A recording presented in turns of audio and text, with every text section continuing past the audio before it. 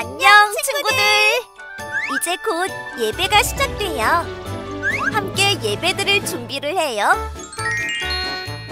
마음을 빼앗기지 않도록 주변을 깨끗하게 정리해요. 깨끗하고 단정한 옷을 입어요. 예배 시간에는 돌아다니거나 눕지 않아요. 음식도 먹지 않아요.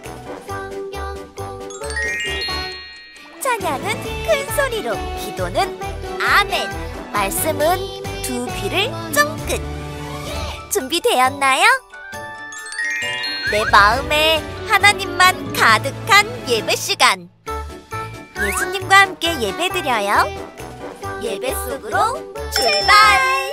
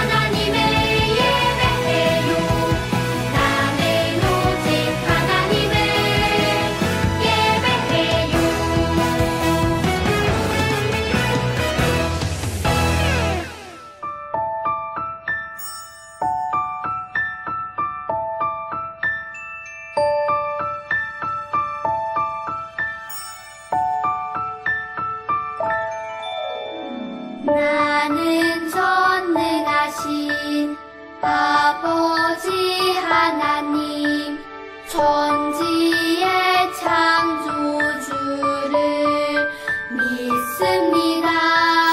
나는 그의 유일하신 아들, 우리 주 예수 그리스도를 믿습니다. 잉태되어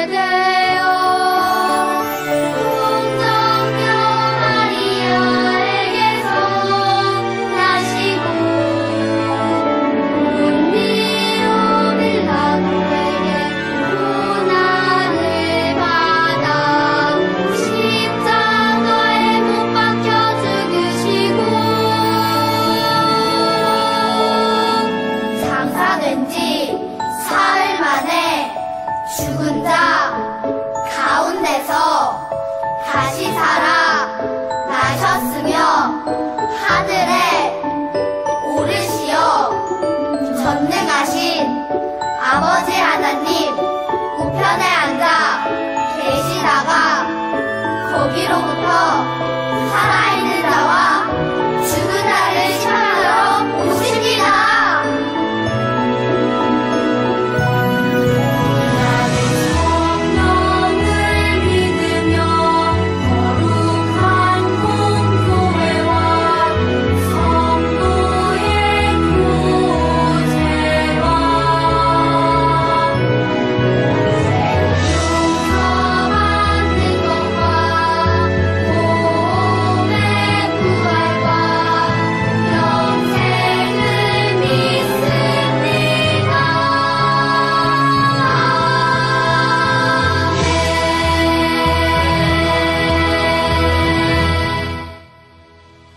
오늘 하나님께서 우리에게 주신 말씀은 에스라 1장 3절 말씀입니다.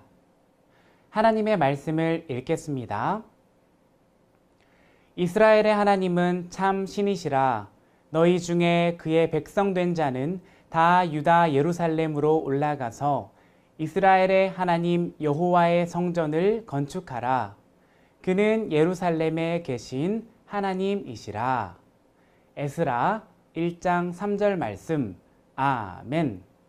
이것은 살아계신 하나님의 말씀입니다.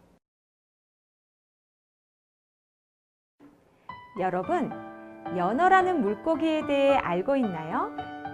연어는 다른 물고기들과는 달리 특별한 본능이 있어요. 그것은 바로 냇가에서 태어나 바다로 갔다가 다시 자신이 태어난 곳으로 돌아가는 거예요. 태평양처럼 넓은 바다에 살던 연어가 고향으로 돌아가려면 거친 파도와 물살을 헤치고 1500km를 헤엄쳐서 가야 한다고 해요. 알을 낳기 위해 서울에서 부산을 2번이나 왔다 갔다 할 정도로 먼 길을 거슬러 올라가다니 정말 이상하죠? 자기가 살던 곳에서 알을 낳으면 편할 텐데 왜 굳이 어렵고 힘든 길을 거슬러 올라가 태어난 곳으로 가려고 하는 것일까요? 그 이유는 자신이 태어난 고향에서 알을 낳으려는 본능 때문이에요. 오랜 시간 힘든 여정을 마치고 연어는 고향으로 돌아가 알을 낳고 결국 죽어요. 하지만 연어만 이렇게 고향에 돌아가려고 애쓰는 건 아니에요. 사람들도 대부분 태어난 고향으로 돌아가 마지막 순간을 맞이하고 싶어 해요. 강제로 고향을 떠나온 사람들은 그 마음이 더 커다랗죠. 오늘 말씀에는 자신이 태어난 고향으로 돌아가려고 힘들고 어려운 시간을 견뎠던 사람들의 이야기가 나와요. 우리 함께 말씀 속으로 들어가 볼까요?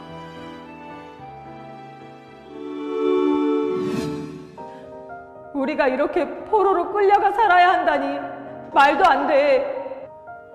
바벨론의 포로로 끌려가는 남유다 백성들의 한숨 소리가 가득했어요. 왜 남유다 백성은 포로로 끌려가야 했을까요? 이스라엘은 하나님께 죄를 짓고 남유다와 북이스라엘이라는 두 나라로 나뉘어졌어요. 북이스라엘은 하나님 앞에서 계속 악한 죄를 저질러 기원전 722년 아수르의 공격으로 먼저 멸망했어요. 남유다 백성은 북이스라엘의 멸망을 보았지만 여전히 자신들의 죄를 회개하지 않았어요. 남유다 백성이 여전히 우상을 섬기고 계속 죄를 짓자 하나님께서 그들을 심판하셨어요. 그래서 남유다 백성은 세 차례에 걸쳐 바벨론의 포로로 끌려가게 되었답니다.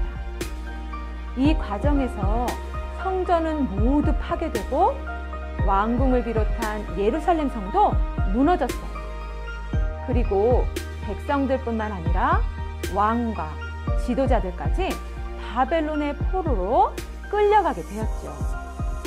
하지만 하나님께서는 이스라엘 백성을 버려두지 않으시고 무너진 예루살렘을 회복시킬 것이라는 약속을 주셨어요.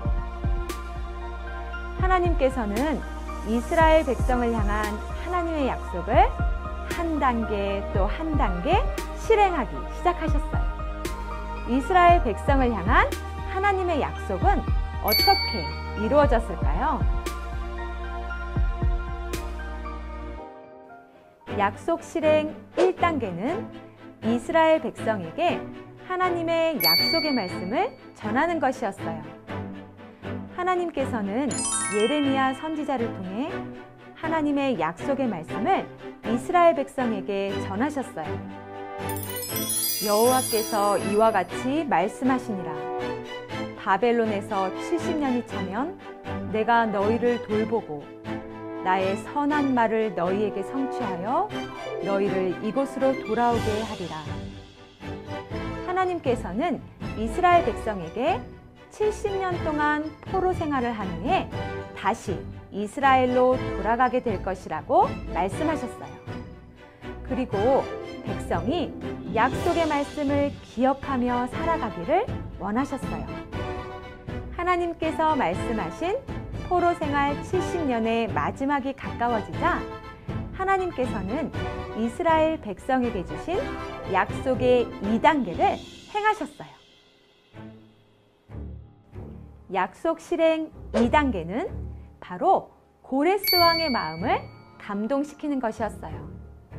시간이 흘러 바벨론의 느부갓네살 왕은 죽고 바벨론 나라도 결국 망하게 되었어요.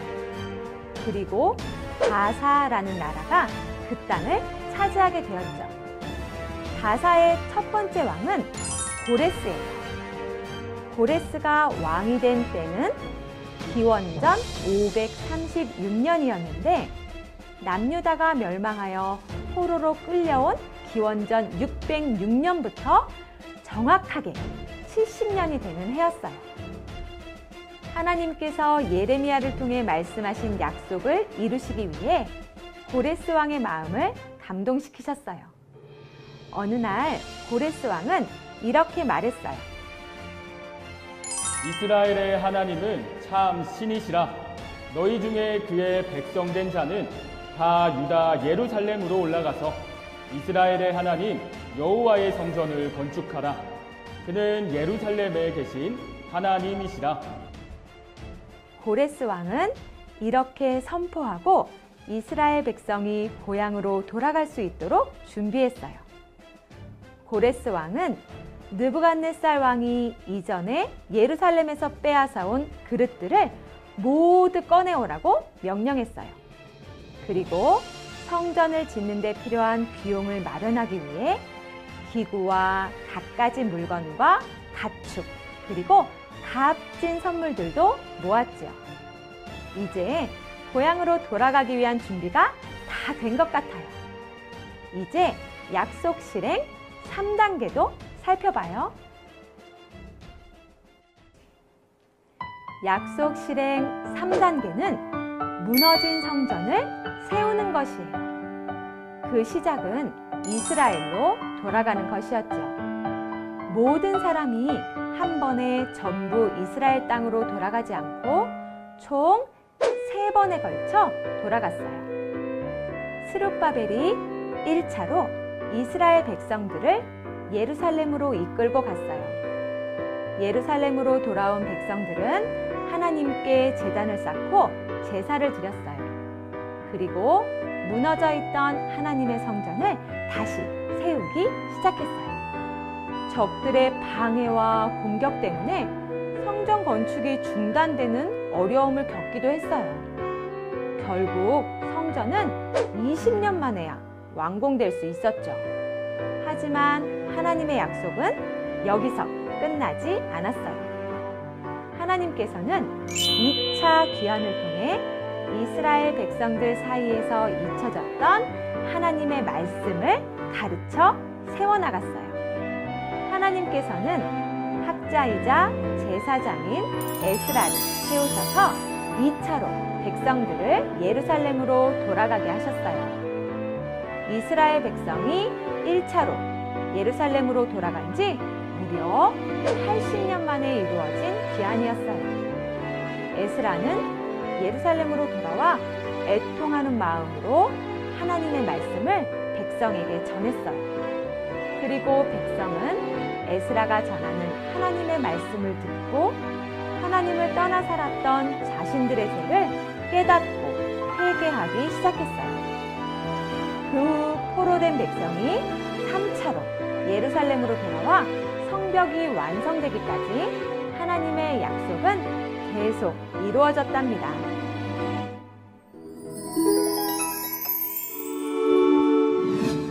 하나님께서는 예레미야, 고레스, 에스라를 통해 약속을 한 단계 한 단계 이루어 가셨어요. 그리고 하나님께서 약속을 이루어 가실 때마다 이스라엘 백성들도 하나님의 약속에 응답하기 위해 최선을 다했어요. 하나님께서는 이러한 백성을 통해 성전을 다시 세우시고 하나님의 말씀을 이스라엘 땅에 선포하셨어요. 하나님께서는 약속을 이루셨어요. 하나님께서는 이스라엘 백성과 약속하시고 그 약속을 이루어 가신 것처럼 오늘 우리에게도 약속을 주시고 약속을 이루어 주세요. 하나님께서 약속을 이루어 가신다는 것을 굳게 믿으며 하나님만 의지하며 살아가는 어린이가 되기를 간절히 바라요.